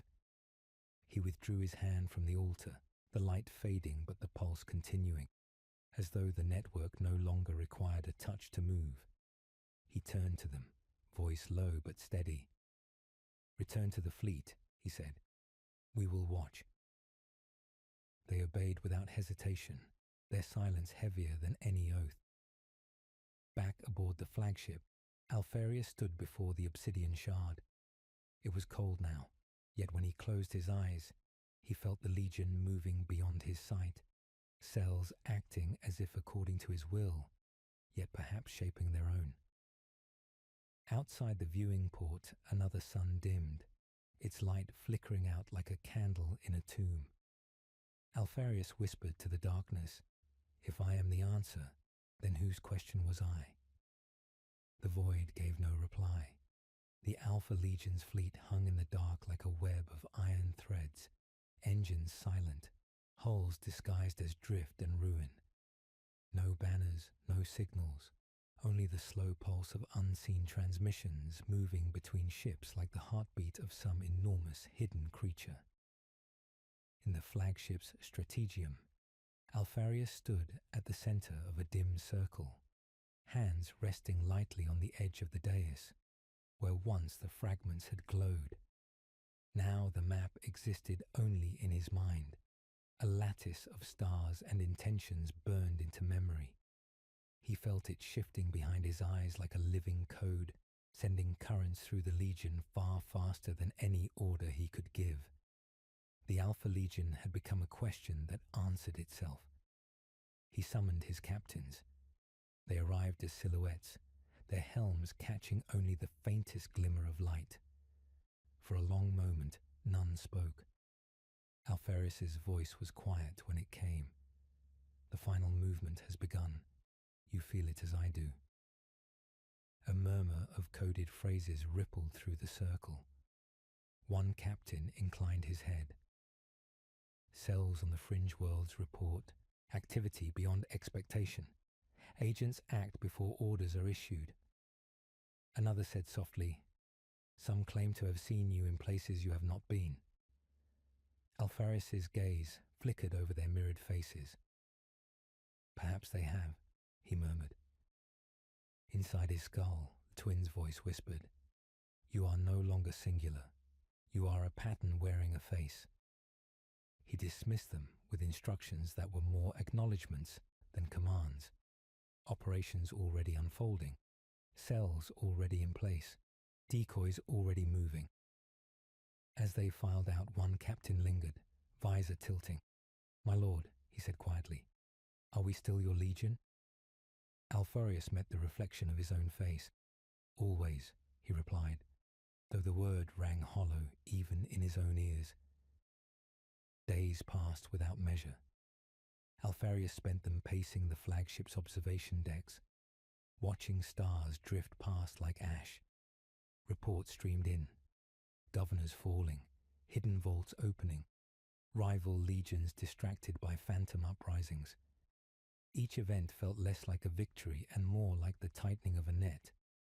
In dreams, he walked a hall of veiled figures, each extending an empty hand. And at the hall's end, there was no emperor, no dark star, only a mirror showing his own face dissolving into static. He woke with the taste of iron in his mouth and a single thought: perhaps the Legion had never been his at all. A new transmission arrived, encoded in a cipher Alpharius had never taught, yet decoded without effort. It contained coordinates to a world unmarked on any chart, a sphere of obsidian ice drifting in a halo of debris, and a single phrase: "Come to the origin." He felt the twin's voice rise. "The pattern calls you home." He wondered if it was a summons from the network he had unleashed, from some hidden master, or from a version of himself across another mirror of time. Still, he prepared the fleet. Translation into the warp was violent, currents slamming against the hull, voices whispering in forgotten tongues. Crews spoke of serpents coiling around the ship, of eyes watching from beyond the void. Alpharius remained in the strategium, eyes closed, feeling the Legion's movements like a second nervous system. In dreams, he walked a corridor of doors, each marked with a different sigil, each opening onto a different past. At the corridor's end there was a stair descending into darkness. He woke with the word origin echoing in his mind. They emerged above the obsidian world, its surface a frozen ocean veined with faint light. No star warmed it. Only a dim ember burned at its core, visible through cracks in the ice.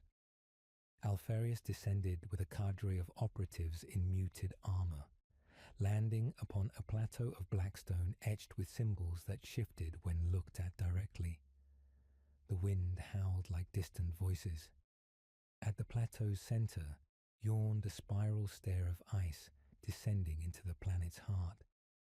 They descended without lights, guided by the pulse in Alpharius's veins.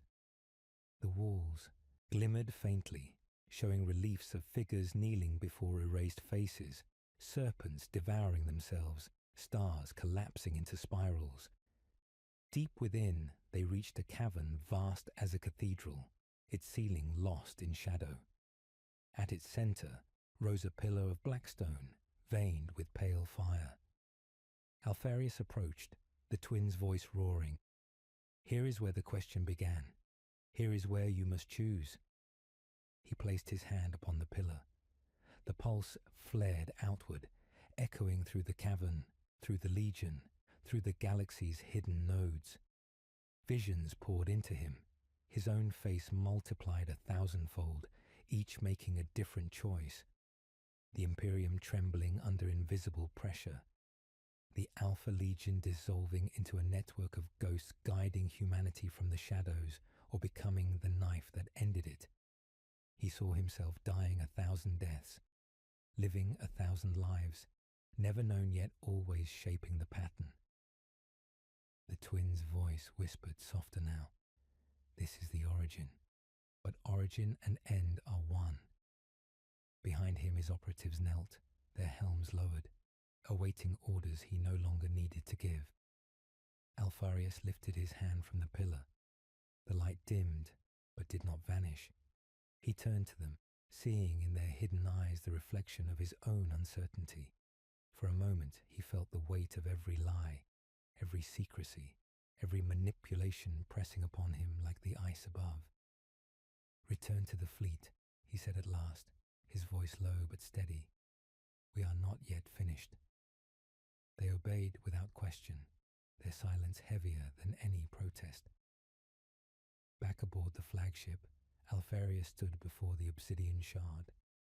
It was cold now, yet when he closed his eyes, he felt the Legion moving beyond his sight, cells acting as if according to his will, yet perhaps shaping their own.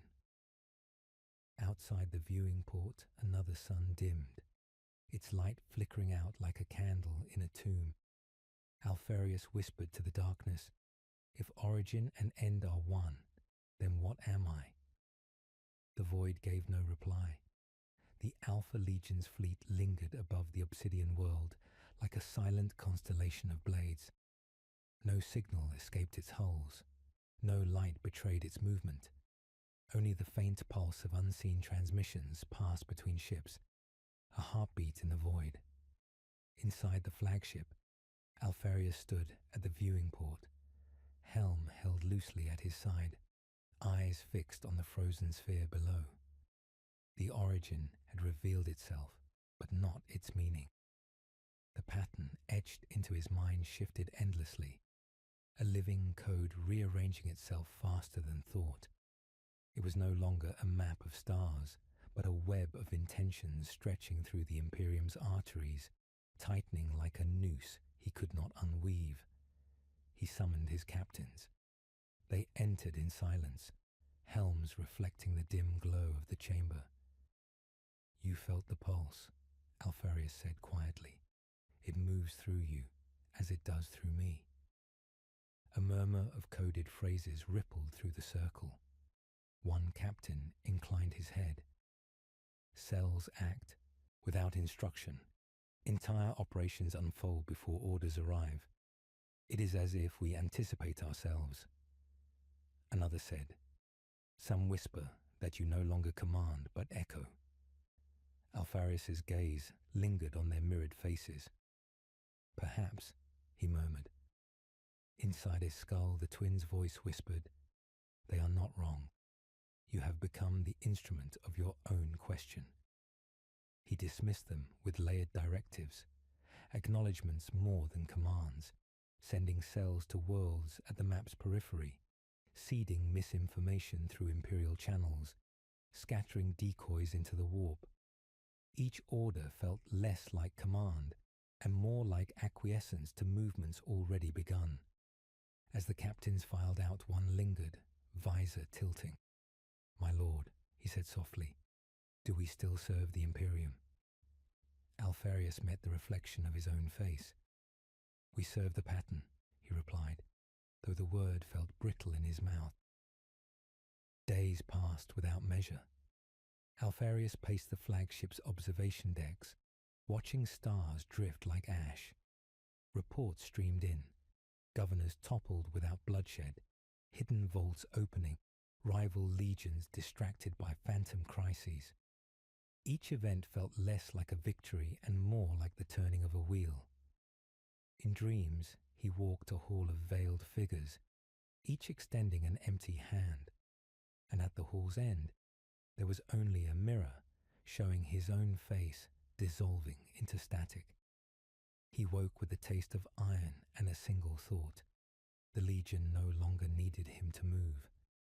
A new transmission arrived, encoded in a cipher Alfarius had never taught, yet decoded without effort.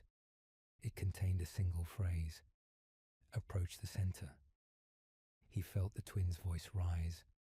"The pattern calls you inward." He wondered if it was a summons from the network he had unleashed, from some hidden master, or from a version of himself across another mirror of time. Still, he prepared the fleet. Translation into the warp was violent, currents slamming against the hull, voices whispering in forgotten tongues. Crew spoke of serpents sliding along the ship, of eyes watching from beyond the void. Alfarius remained in the strategium, eyes closed, feeling the Legion's movements like a second nervous system. In his dreams, he walked a corridor of doors, each marked with a sigil, each opening onto a different past. At the corridor's end, there was a stair descending into darkness. He woke with the word center echoing in his mind.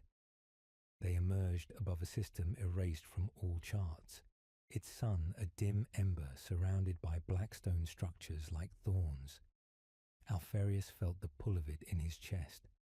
He descended with a cadre of operatives in muted armor, landing on a platform suspended above a chasm of shimmering darkness. The surface pulsed faintly beneath his boots, resonating with the code now etched into his veins. Corridors curved inward, lined with mosaics of serpents devouring their tails, figures kneeling before erased faces. At the chamber's heart stood a pillar of black stone veined with pale fire. Alfarius approached, the twins' voice roaring now. "Here the question ends." He placed his hand upon the pillar. A pulse flared outward, echoing through the cavern, through the Legion, through the galaxy's hidden nodes. Operatives across 1,000 worlds paused mid-step, eyes unfocusing, then moved again, as if a signal had passed through them. Visions poured into Alfarius, the Imperium trembling under invisible pressure, rival legions turning inward, a network of influence shaping decisions before they were made. He saw himself not at the center, but as one strand among many, a question that had already been answered, a plan that had begun long before he was born. The twins' voice whispered softer now. "You have become what you feared.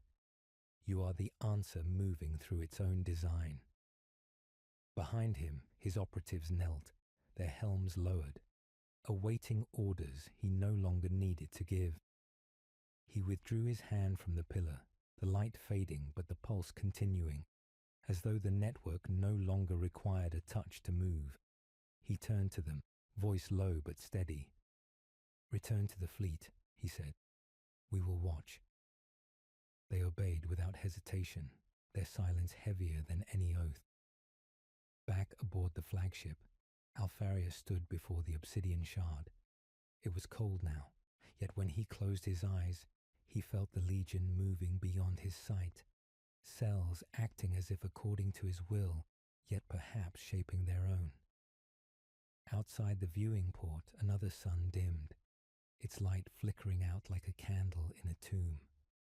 Alpharius whispered to the darkness, "If I am the answer, then whose question was I?" The void gave no reply. The Alpha Legion's fleet lay scattered across the void like a net of silent hunters, each vessel darkened and masked, every transmission disguised as background noise. Yet though it appeared fragmented, the network moved with uncanny precision, cells shifting and aligning as if guided by an unseen tide. Within the flagship, Alpharius stood at the viewing port, helm held loosely at his side, staring into the black expanse. He could feel the pattern now, not as an external map, but as a living rhythm inside his veins, a pulse that moved the Legion without his command.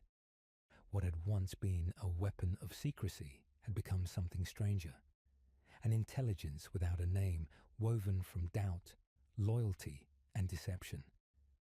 He summoned his captains. They entered one by one, helms reflecting the dim glow of the chamber. For a long time, no one spoke. Alpharius's voice, when it came, was quiet but firm. "You have felt it," he said. "The Legion moves before orders are issued.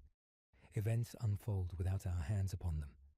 The question we were made to ask has begun to answer itself." A murmur of coded phrases rippled through the circle. One captain tilted his head. "And are we still your Legion, my lord?" Alpharius met the reflection of his own face. "You are the Legion," he replied, "whether or not I stand at its center." Inside his skull, the twins' voice whispered, "They are your echoes, but you are also theirs. The serpent devours its own tail." He dismissed them with instructions layered in code. Cells to converge on critical nodes in the Imperium. Decoy fleets to mask their approach. Whispers seeded in rival legions to keep them distracted. Yet as he spoke, the words felt like acknowledgements of actions already in motion. The captains inclined their helms and departed in silence. Alpharius remained in the strategium, hands braced on the dais, feeling the faint pulse of the pattern beneath his palms. Days blurred into nights without measure. Reports streamed in from 1,000 worlds. Governors falling, hidden vaults opening, silent uprisings blooming like dark flowers. The Legion's influence threaded the Imperium like a living vein. Alpharius watched it unfold and felt both pride and dread. In dreams, he walked a corridor lined with veiled figures, each extending an empty hand, and at the corridor's end there was no emperor, no dark star, only a mirror reflecting his face dissolving into shadow. He woke with the taste of iron in his mouth and a single thought. The Legion no longer needed him to move. A new transmission arrived, encoded in a cipher Alpharius had never taught, yet decoded without effort. It contained a single phrase: "Initiate the final convergence." He stared at it, the twins' voice murmuring, "The pattern calls for its climax. You must choose whether to be actor or witness." He wondered if the message came from the network he had unleashed, from some hidden master, or from himself across another mirror of time. Still, he prepared the fleet. Translation into the warp was violent, currents thrashing against the hull, voices whispering in forgotten tongues. Crew spoke of serpents coiling around the ship, of eyes watching from beyond the void. Alpharius remained in the strategium, eyes closed, feeling the Legion's movements like a second nervous system. In his dreams, he walked a hall of doors, each marked with a sigil, each opening onto a different future. At the hall's end, there was a stair descending into darkness. He woke with a single word in his mind: descent. They emerged above a world hidden even from the map's center, a sphere of black seas and jagged continents under a sky of pale lightning. Towers of dark stone rose from the oceans like the spines of a submerged beast. This was where the final convergence would begin, though no one aboard the fleet could say how they knew. Alfarius descended with a cadre of operatives in muted armor, landing upon a platform suspended above the storm. The surface pulsed faintly beneath his boots, resonating with the code etched into his veins. Inside, corridors curved inward like the coils of a serpent.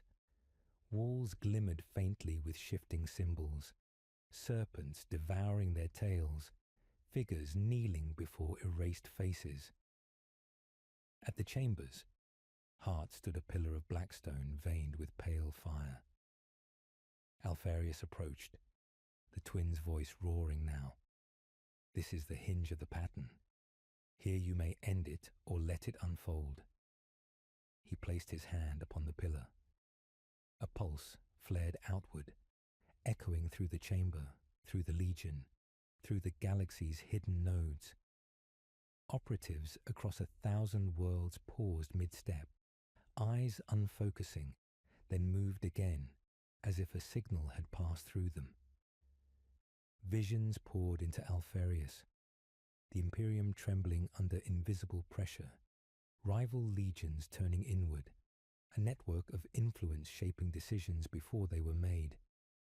He saw himself not at the center, but as one strand among many, a question that had already been answered, a plan that had begun long before he was born.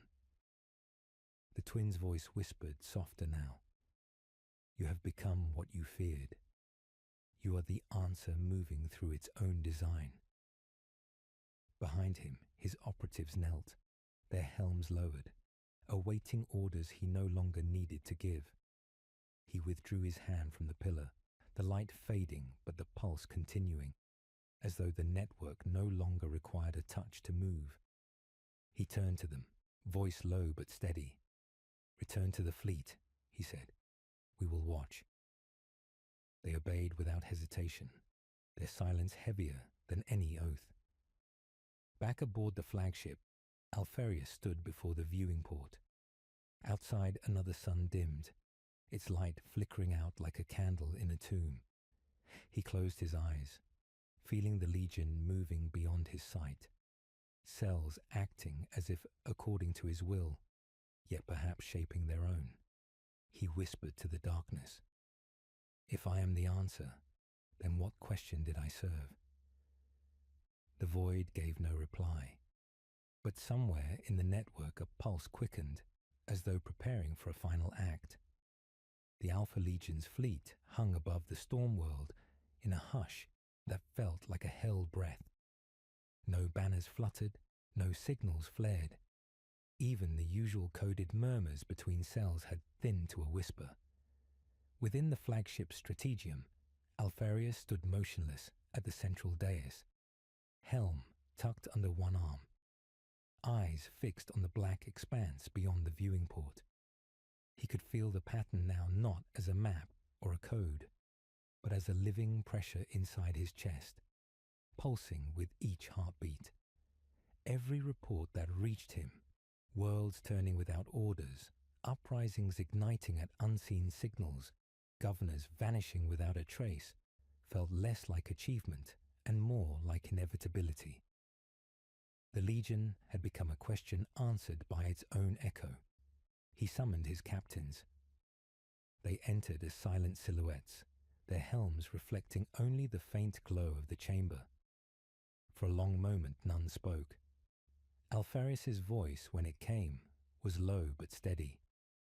You feel it as I do. The convergence is no longer a plan. It is an event unfolding through us. A murmur of coded phrases rippled through the circle. One captain tilted his head. We move before orders are given. Cells anticipate outcomes that have not yet been predicted. It is as though we are guided by something beyond ourselves. Alfarius met the reflection of his own face. "We are," he said quietly. Inside his skull, the twins' voice whispered, "They are your fragments, and you are theirs. The serpent is eating its heart." He dismissed them with layered instructions, acknowledgements rather than commands, sending cells to converge on critical nodes in the Imperium. Decoy fleets to mask their approach. Whispers to rival legions to keep them distracted. Yet as he spoke, the words felt like ritual, not control. The captains inclined their helms and departed in silence. Alpharius remained alone, hands braced on the dais, feeling the faint pulse of the pattern beneath his palms. Days blurred into nights without measure. Reports streamed in from 1,000 worlds, silent revolts blooming, hidden vaults unlocking, rival commanders undone by rumors seeded months before. Alpharius watched it unfold with an unease that edged toward dread. In dreams, he walked a corridor lined with veiled figures, each extending an empty hand, and at the corridor's end there was no emperor, no dark star, only a mirror reflecting his face dissolving into shadow. He woke with a taste of iron in his mouth and a single thought. Perhaps the Legion no longer required him at all. A new transmission arrived, encoded in a cipher Alpharius had never written yet decoded without effort. It contained a single phrase: "Prepare the unveiling." He stared at it, the twins' voice murmuring. "The pattern calls for its climax. You must decide whether to stand as witness or as blade." He wondered if the message came from the network he had unleashed, from some hidden master, or from a version of himself across another mirror of time. Still, he prepared the fleet. Translation into the warp was violent. Currents thrashed against the hull, voices whispered in forgotten tongues. Crews spoke of serpents coiling around the ship, of eyes watching from beyond the void.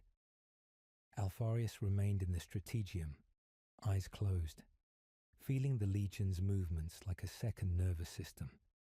In his dreams, he walked a hall of doors, each marked with a sigil, each opening onto a different future.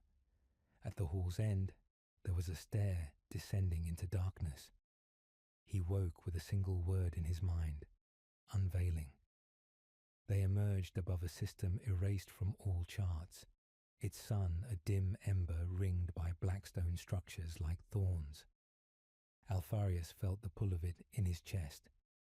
He descended with a cadre of operatives in muted armor, landing on a platform suspended above a chasm of shimmering darkness.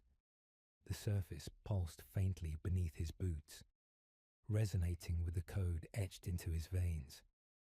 Corridors curved inward, lined with mosaics of serpents devouring their tails, figures kneeling before erased faces. At the chamber's heart stood a dais of blackstone veined with pale fire. Alpharius approached, the twins' voice, roaring now. "This is the hinge of the pattern. Here you may choose to end it or let it unfold." He placed his hand upon the dais. A pulse flared outward, echoing through the chamber, through the Legion, through the galaxy's hidden nodes. Operatives across 1,000 worlds paused mid-step, eyes unfocusing, then moved again as if a signal had passed through them. Visions poured into Alpharius, the Imperium trembling under invisible pressure, rival legions turning inward, a network of influence shaping decisions before they were made. He saw himself not at the center, but as one strand among many, a question that had already been answered, a plan that had begun long before he was born. The twins' voice whispered softer now. "You have become what you feared. You are the answer moving through its own design." Behind him his operatives knelt, their helms lowered, awaiting orders he no longer needed to give. He withdrew his hand from the dais, the light fading but the pulse continuing, as though the network no longer required a touch to move. He turned to them, voice low but steady. "Return to the fleet," he said. "We will watch." They obeyed without hesitation, their silence heavier than any oath. Back aboard the flagship, Alfarius stood before the viewing port. Outside, another sun dimmed, its light flickering out like a candle in a tomb. He closed his eyes, feeling the Legion moving beyond his sight, cells acting as if according to his will, yet perhaps shaping their own. He whispered to the darkness, "If I am the answer, then whose question did I serve?" The void gave no reply, but somewhere in the network a pulse quickened, as though preparing for a final act. The Alpha Legion's fleet drifted at the edge of the dead system like a constellation of extinguished stars. Each ship floated in complete silence, engines shuttered, hulls painted with the ash of burned worlds. No signals pulsed between them. The hidden transmissions that had once whispered through the network had gone still, as if the galaxy itself were holding its breath. Inside the flagship, Alfarius stood at the viewing port, helm under one arm, eyes fixed on the dim ember of the dying sun. He felt the pattern inside him, once a map, then a code, then a will, beating slower now, like a heart reaching its final strokes. Everything that had been built, every deception and infiltration, had led here, to this moment suspended between revelation and erasure. He summoned no captains. The strategium was empty, but for him. Reports arrived as faint echoes, cells vanishing into the warp, agents going silent, hidden vaults closing as if in ritual. The network he had unleashed was completing something he could no longer name. For the first time in years, Alfarius felt the weight of his armor as a burden, rather than a second skin. He set the helm on the dais and placed both hands flat on the cold surface, where the fragments had once pulsed. Nothing moved beneath his palms, now. Yet in his mind he saw the lattice still, stretching across the Imperium's arteries, its lines darkening like veins of cooling iron. He descended alone into the ship's deepest chamber, a vault of black stone lined with mirrors. In each reflection he saw a different self. Alfarius the loyal son, Alfarius the traitor, Alfarius the ghost guiding humanity from the shadows, Alfarius forgotten and unnamed. The twin's voice rose softly inside him, no longer a whisper, but a steady presence. "Every question ends in silence," it said. "Every pattern resolves. This is what you built yourself to become."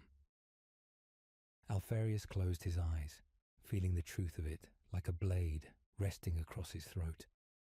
He remembered the Emperor's face hidden by light, the veiled woman's voice in the nebula, Murden's dying whisper of a key, the dark star pulsing at the center of the map. All of it had been movement toward a point he could not yet see. Perhaps the fragments had not revealed a destiny but created it.